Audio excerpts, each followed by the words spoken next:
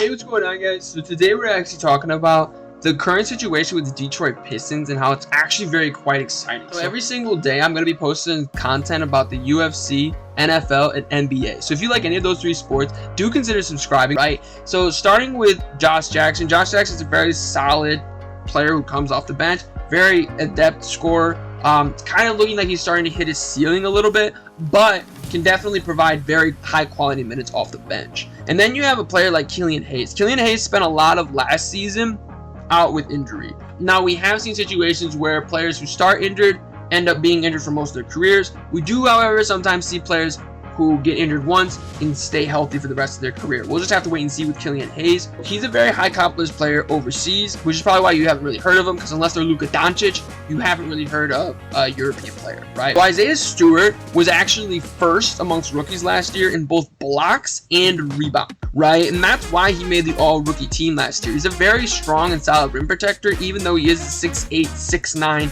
in basketball shoes, right? Sadiq Bay, who was actually first amongst all rookies in three-pointers made, and second amongst rookies in scoring. It actually went Anthony Edwards, Sadiq Bay, and LaMelo Ball. Right? There's this misconception that the Pistons team right now isn't actually a very solid squad. But if you look at the person who finished second in the league in most improved player, as well as 23rd in the league as far as points per game, Jeremy Grant, and you couple him with the #1 overall pick who's looking to be Cade Cunningham, and you actually have a very solid core that you could build from going forward. Now, Cade Cunningham obviously hasn't proven anything at the NBA level just quite yet, but if you look at what the Detroit Pistons look like right now, it actually reminds me a lot of the Atlanta Hawks. If you look at the Atlanta Hawks, they have one superstar in Trae Young, they have one rising star and a guy like John Collins, and then they have a bunch of really high quality role players. And that's what Sadiq Bay or Isaiah Stewart could turn into, is a guy like Clint Capella, is a guy like Bogdanovich,